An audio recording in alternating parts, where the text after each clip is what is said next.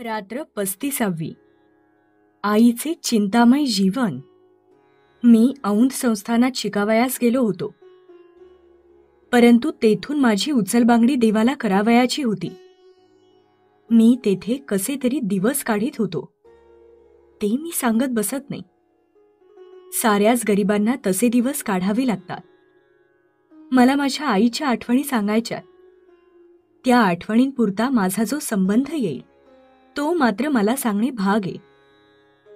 पुण्यास माझ्या मावशीजवळ माझा सर्वात धाकटा भाऊ सदानंद राहत होता. पूर्वीचा यशवंत आता पुन्हा आईच्या पोटी आला असे आम्हा सर्वांस वाटत असे. परंतु प्लेगमध्ये पुण्यास एकाएकी सदानंद आम्हाला सोडून गेला. दत्तगुरु दत्तगुरु म्हणत गेला. ते पहा मला बोलावतायत, मी जातो असे म्हणत तो गेला. मी औंधला होतो. तेथेही प्लेग सुरू झाला. एक सोन्यासारखा मुलगा गेला व दुसरा दूर तिकडे एकटा. तेथेही प्लेग आहे. हे ऐकून माझ्या आईचा जीव खालीवर होत होता. सदानंदाचे दुःख ताजे होते. किती दिवस झाले तरी तिच्या डोळ्यांचे पाणी खळेना. परंतु ते दुःख कमी होते तो तिला माझी चिंता जाळू लागली. चिंतामय तिचे जीवन झाले होते. प्लेगमुळे औंधची शाळा बंद झाली. बाहेर गावच्या विद्यार्थ्यांनी निघून जावे असे सांगण्यात आले. मी कोठे जाणार? पैसे तरी जवळ कोठे होते? मी माझ्या जवळची घोंगडी विकली. काही चांगली पुस्तके विकली.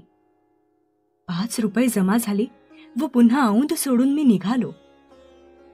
2-3 महिने शाळा बंद राहील असा अंदाज होता. मी हर्णई बंदरात उतरलो. गाडी ठरवून पालगडास आलो. पहाटेच्या वेळेस मी गाडीतून उतरलो. वडाच्या झाडावर गरुड पक्षी आले होते. ते मोठ्याने ओरडून गाव जागा करीत होते. आजूबाजूला भुपाळ्या, कोठे वेदपठण ऐकू येत होते. मी भाडे देऊन माझ्या कवाडी चिरलो. मला वाईट वाटत होते. मला पाहिल्यावर आईला धाकट्या भावाची पुन्हा जोराने आठवण येऊन ती रडेल अशी भीती वाटत होती. हळूहळू मी अंगणात आलो. अंगणातून ओटीवर आलो. घरात आई ताक करीत होती. ताक करताना शांतपणे कृष्णाचे गाणे म्हणत होती. गोड, मधुर, प्रेमळ गाणे. गोकुळात खाशी तू दही दूध लोणी, हे गाणे ती म्हणत होती. मी ओटीवर ते गाणे ऐकतच उभा राहिलो. दार लोटण्याचे धैर्य होईना. परंतु किती वेळ उभा राहणार? शेवटी दार लकटले. थाप मारली. कोण? आईने विचारले. मी श्याम. मी उत्तर दिले. श्याम, आला रे माझा बाळ, आले हो असे म्हणत लगबगीने येऊन आईने दार उघडले. आईने मला पोटाशी धरले. देवांना नमस्कार कर, मी त्यांना गोड ठेवते हो.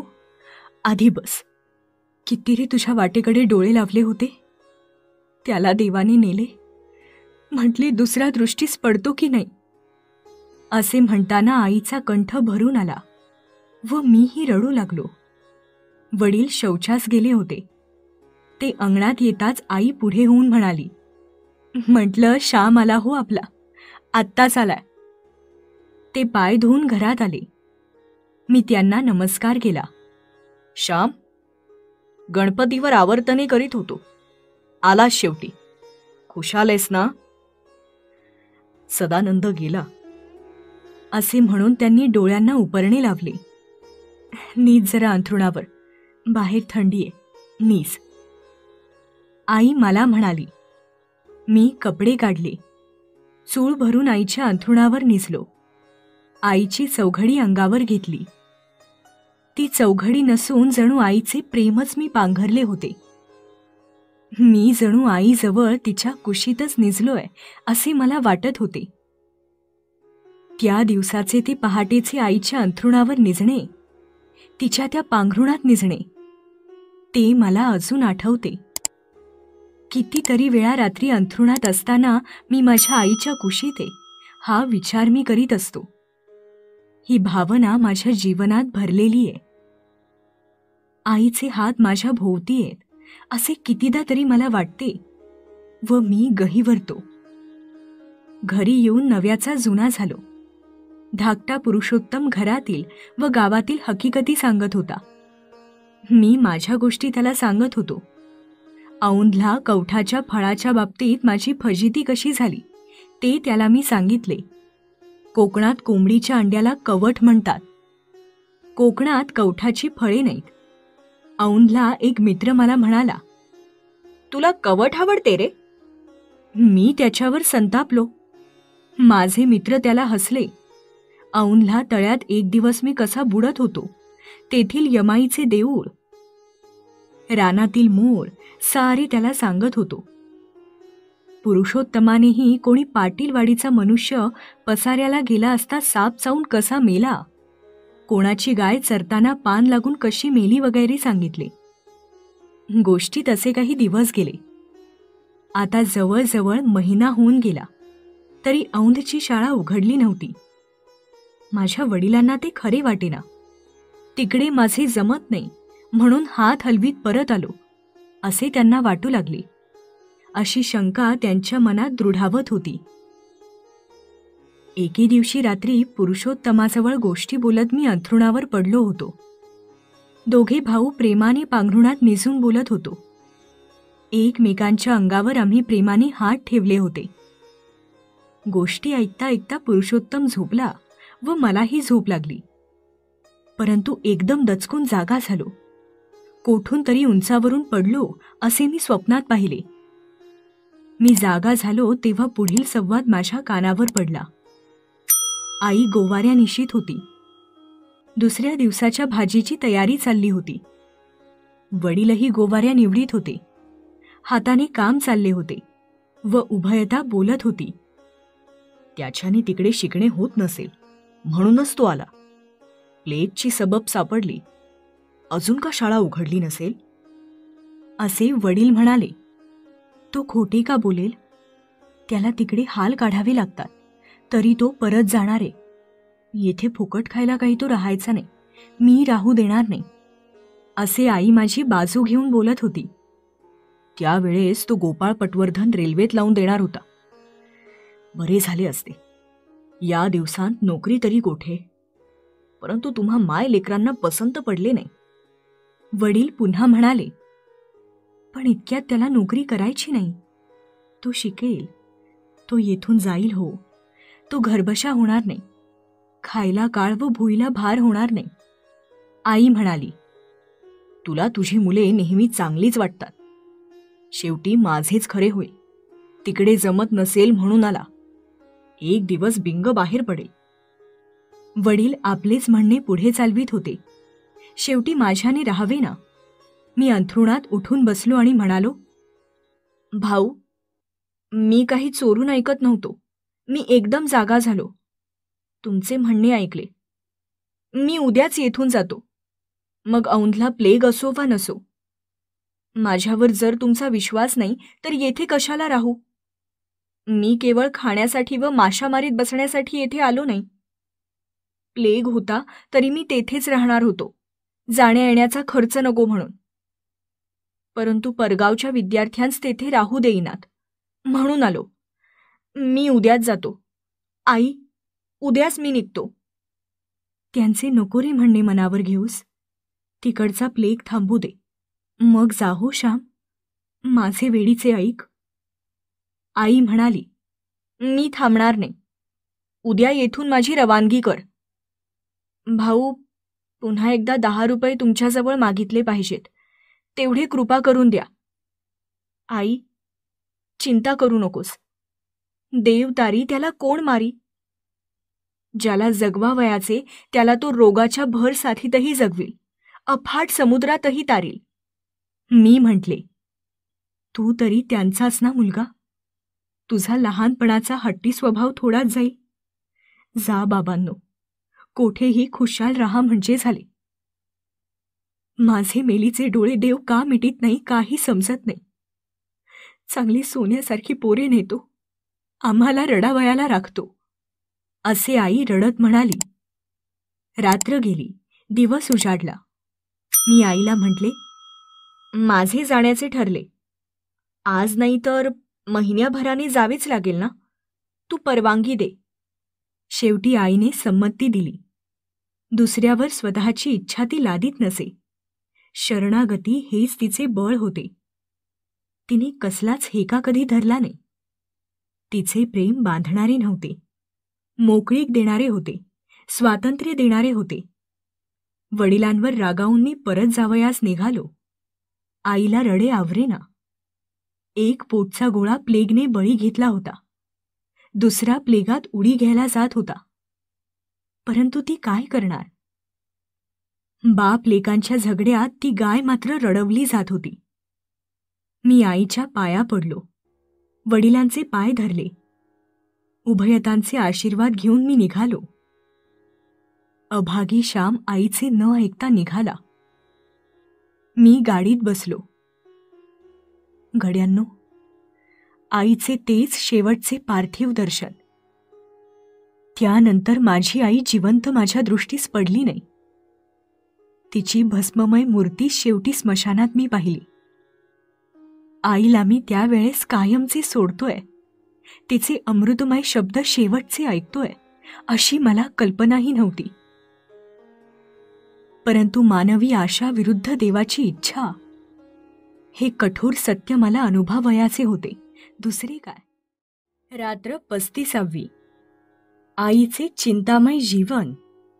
मी औंध संस्थानात शिकावयास गेलो होतो. परंतु तेथून माझी उचलबांगडी देवाला करावयाची होती. मी तेथे कसे तरी दिवस काढीत होतो. ते मी सांगत बसत नाही. साऱ्याच गरिबांना तसे दिवस काढावे लागतात. मला माझ्या आईच्या आठवणी सांगायच्या. त्या आठवणींपुरता माझा जो संबंध येईल तो मात्र मला सांगणे भाग आहे. पुण्यास माझ्या मावशीजवळ माझा सर्वात धाकटा भाऊ सदानंद राहत होता. पूर्वीचा यशवंत आता पुन्हा आईच्या पोटी आला असे आम्हा सर्वांच वाटत असे. परंतु प्लेगमध्ये पुण्यास एकाएकी सदानंद आम्हाला सोडून गेला. दत्तगुरु दत्तगुरु म्हणत गेला. ते पहा मला बोलावतायत, मी जातो असे म्हणत तो गेला. मी औंधला होतो. तेथेही प्लेग सुरू झाला. एक सोन्यासारखा मुलगा गेला व दुसरा दूर तिकडे एकटा, तेथेही प्लेग आहे. हे ऐकून माझ्या आईचा जीव खालीवर होत होता. सदानंदाचे दुःख ताजे होते. किती दिवस झाले तरी तिच्या डोळ्यांचे पाणी खळेना. परंतु ते दुःख कमी होते तो तिला माझी चिंता जाळू लागली. चिंतामय तिचे जीवन झाले होते. प्लेगमुळे औंधची शाळा बंद झाली. बाहेर गावच्या विद्यार्थ्यांनी निघून जावे असे सांगण्यात आले. मी कोठे जाणार? पैसे तरी जवळ कोठे होते? मी माझ्या जवळची घोंगडी विकली. काही चांगली पुस्तके विकली. 5 रुपये जमा झाले व पुन्हा औंध सोडून मी निघालो. 2-3 महिने शाळा बंद राहील असा अंदाज होता. मी हर्णई बंदरात उतरलो. गाडी ठरवून पालगडास आलो. पहाटेच्या वेळेस मी गाडीतून उतरलो. वडाच्या झाडावर गरुड पक्षी आले होते. ते मोठ्याने ओरडून गाव जागा करीत होते. आजूबाजूला भुपाळ्या, कोठे वेदपठण ऐकू येत होते. मी भाडे देऊन माझ्या कवाडीत शिरलो. मला वाईट वाटत होते. मला पाहिल्यावर आईला धाकट्या भावाची पुन्हा जोराने आठवण येऊन ती रडेल अशी भीती वाटत होती. हळूहळू मी अंगणात आलो. अंगणातून ओटीवर आलो. घरात आई ताक करीत होती. ताक करताना शांतपणे कृष्णाचे गाणी म्हणत होती. गोड, मधुर, प्रेमळ गाणे. गोकुळात खाशी तू दही दूध लोणी, हे गाणे ती म्हणत होती. मी ओटीवर ते गाणी ऐकतच उभा राहिलो. दार लोटण्याचे धैर्य होईना. परंतु किती वेळ उभा राहणार? शेवटी दार लकटले. थाप मारली. कोण? आईने विचारले. मी, श्याम. मी उत्तर दिले. श्याम, आला रे माझा बाळ, आले हो. असे म्हणत लगबगीने येऊन आईने दार उघडले. आईने मला पोटाशी धरले. देवांना नमस्कार कर, मी त्यांना गोड ठेवते हो. आधी बस. किती रे तुझ्या वाटेकडे डोळे लावले होते, त्याला देवाने नेले. म्हटली दुसऱ्या दृष्टीस पडतो की नाही. असे म्हणताना आईचा कंठ भरून आला व मीही रडू लागलो. वडील शौचास गेले होते. ते अंगणात येताच आई पुढे होऊन म्हणाली, म्हटलं श्याम आला हो आपला, आत्ताच आलाय. ते पाय धुवून घरात आले. मी त्यांना नमस्कार केला. श्याम, गणपतीवर आवर्तने करीत होतो, आलास शेवटी. खुशाल आहेस ना. सदानंद गेला असे म्हणून त्यांनी डोळ्यांना उपरणे लावले. नीज जरा अंथरुणावर, बाहेर थंडी आहे, नीज. आई मला म्हणाली. मी कपडे काढले. चूळ भरून आईच्या अंथरुणावर निजलो. आईची चौघडी अंगावर घेतली. ती चौघडी नसून जणू आईचे प्रेमच मी पांघरले होते. मी जणू आईजवळ तिच्या कुशीतच निजलोय असे मला वाटत होते. त्या दिवसाचे ते पहाटेचे आईच्या अंथरुणावर निजणे, तिच्या त्या पांघरुणात निजणे, ते मला अजून आठवते. कितीतरी वेळा रात्री अंथरुणात असताना मी माझ्या आईच्या कुशीत आहे हा विचार मी करीत असतो. ही भावना माझ्या जीवनात भरलेली आहे. आईचे हात माझ्या भोवती आहेत असे कितीदा तरी मला वाटते व मी गहिवरतो. घरी येऊन नव्याचा जुना झालो. धाकटा पुरुषोत्तम घरातील व गावातील हकीकती सांगत होता. मी माझ्या गोष्टी त्याला सांगत होतो. औंधला कवठाच्या फळाच्या बाबतीत माझी फजिती कशी झाली ते त्याला मी सांगितले. कोकणात कोंबडीच्या अंड्याला कवठ म्हणतात. कोकणात कवठाची फळे नाहीत. औंधला एक मित्र मला म्हणाला, तुला कवठ आवडते रे. मी त्याच्यावर संतापलो. माझे मित्र त्याला हसले. औंधला तळ्यात एक दिवस मी कसा बुडत होतो, तेथील यमाईचे देऊळ, रानातील मोर सारे त्याला सांगत होतो. पुरुषोत्तमानेही कोणी पाटीलवाडीचा मनुष्य पसाऱ्याला गेला असता साप चावून कसा मेला, कोणाची गाय चरताना पान लागून कशी मेली वगैरे सांगितले. गोष्टीत असे काही दिवस गेले. आता जवळजवळ महिना होऊन गेला तरी औंधची शाळा उघडली नव्हती. माझ्या वडिलांना ते खरे वाटेना. तिकडे माझे जमत नाही म्हणून हात हलवीत परत आलो असे त्यांना वाटू लागले. अशी शंका त्यांच्या मनात दृढावत होती. एके दिवशी रात्री पुरुषोत्तमाजवळ गोष्टी बोलत मी अंथरुणावर पडलो होतो. दोघे भाऊ प्रेमाने पांघरुणात निजून बोलत होतो. एकमेकांच्या अंगावर आम्ही प्रेमाने हात ठेवले होते. गोष्टी ऐकता ऐकता पुरुषोत्तम झोपला व मलाही झोप लागली. परंतु एकदम दचकून जागा झालो. कोठून तरी उंचावरून पडलो असे मी स्वप्नात पाहिले. मी जागा झालो तेव्हा पुढील संवाद माझ्या कानावर पडला.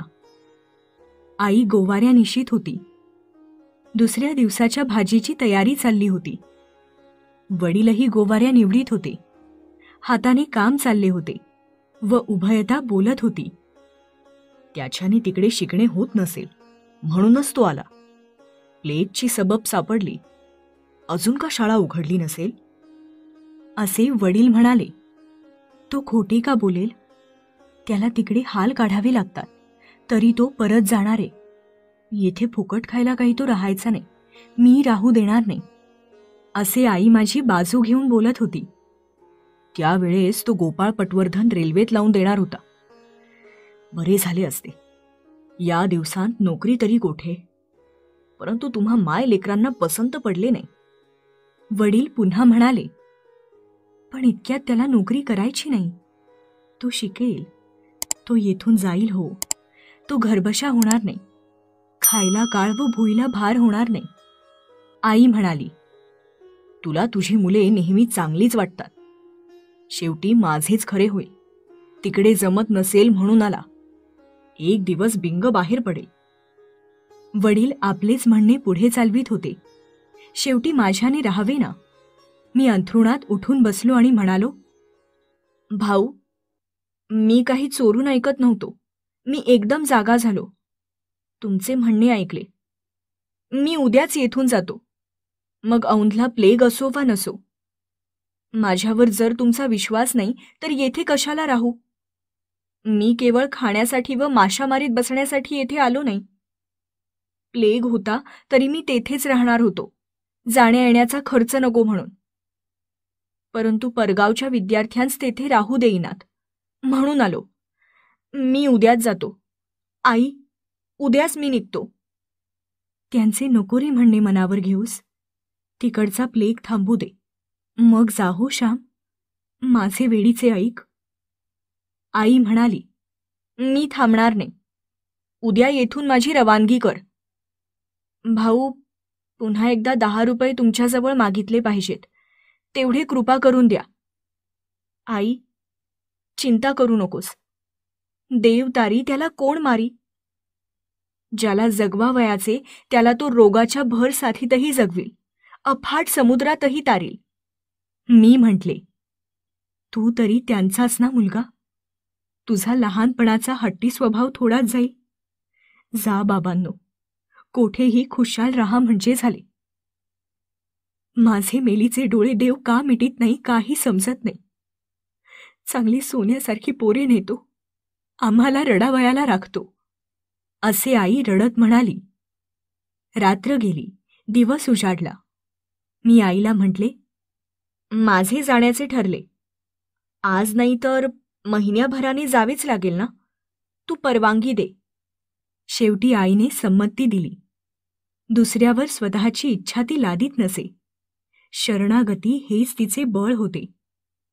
तिने कसलाच हेका कधी धरला नाही. तिचे प्रेम बांधणारे नव्हते, मोकळीक देणारे होते, स्वातंत्र्य देणारे होते. वडिलांवर रागावून मी परत जावयास निघालो. आईला रडे आवरेना. एक पोटचा गोळा प्लेगने बळी घेतला होता. दुसरा प्लेगात उडी घ्यायला जात होता. परंतु ती काय करणार? बाप लेकांच्या झगड्यात ती गाय मात्र रडवली जात होती. मी आईच्या पाया पडलो. वडिलांचे पाय धरले. उभयतांचे आशीर्वाद घेऊन मी निघालो. अभागी श्याम आईचे न ऐकता निघाला. मी गाडीत बसलो. घड्यांनो, आईचे तेच शेवटचे पार्थिव दर्शन. त्यानंतर माझी आई जिवंत माझ्या दृष्टीस पडली नाही. तिची भस्ममय मूर्ती शेवटी स्मशानात मी पाहिली. आईला मी त्यावेळेस कायमचे सोडतोय, तिचे अमृतमय शब्द शेवटचे ऐकतोय, अशी मला कल्पनाही नव्हती. परंतु मानवी आशा विरुद्ध देवाची इच्छा, हे कठोर सत्य मला अनुभवायचे होते. दुसरे काय?